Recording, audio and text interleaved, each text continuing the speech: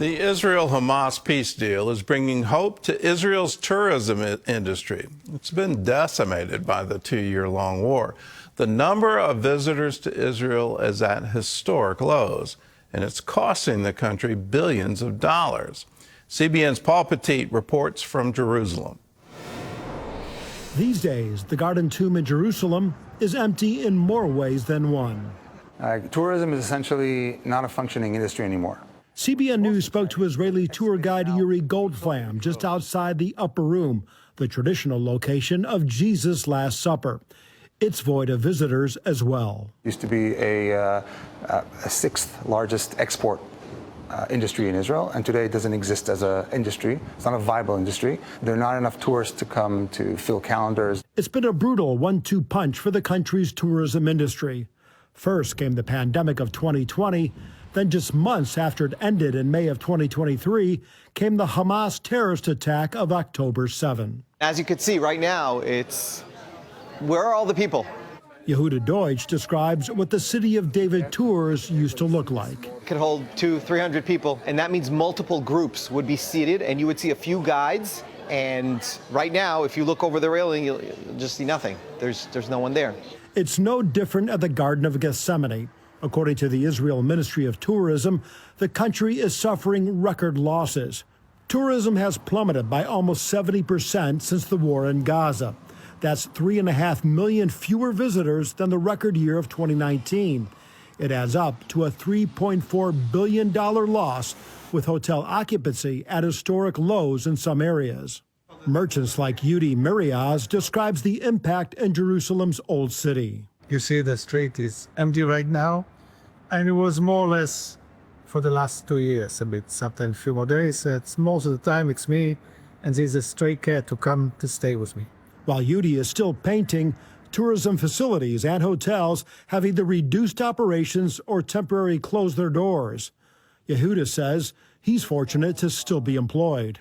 I'll say two things that I have pain when I say it, but because it hurts.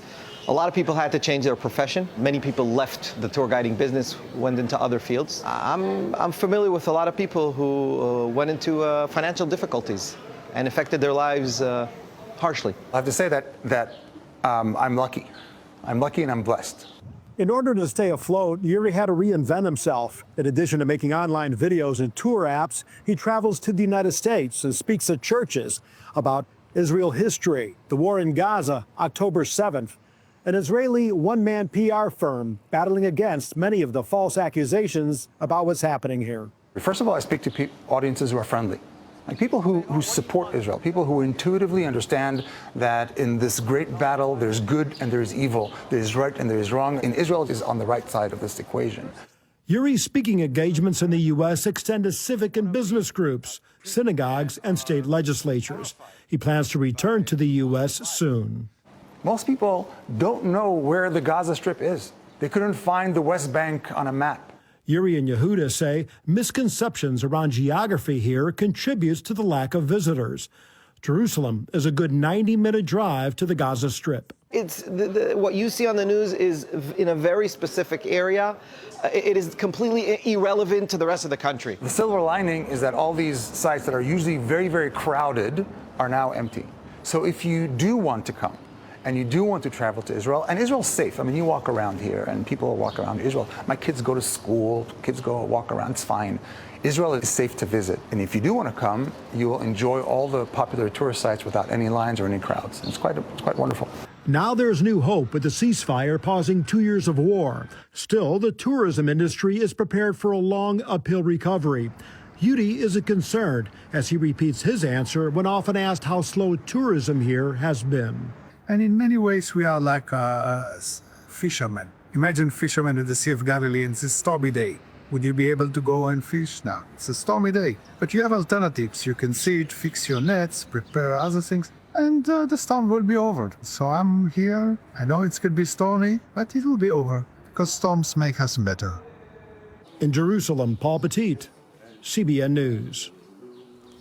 I remember trying to do a video shoot at the Garden of Gethsemane. I thought we were in the part of that garden that was away from the tourists, but we ended up in a if you can imagine this, a tourist bus traffic jam going to the Mount of Olives, and the buses were having trouble turning around on the narrow streets, and everything was just jammed up. I went in March last year, so it was just 6 months after the horrible attack of October 7th, and it was completely empty. Everywhere we went, there weren't any crowds, there weren't anybody at all, and what an incredible difference. But I'm very pleased to say Israel is back open, and Lord willing, this peace deal will hold. Even if it doesn't hold, do keep in mind the Gaza Strip is far away from Jerusalem and very far away from Galilee. So enjoy Israel if you go. It'll change your life. You'll never read the Bible the same way again. It is absolutely incredible to walk in the streets where Jesus and his disciples walked, to see the places where the kings and the prophets lived and wrote down things that changed the world. It's incredible. So if you get a chance to see Israel and go in person, I encourage you to do it.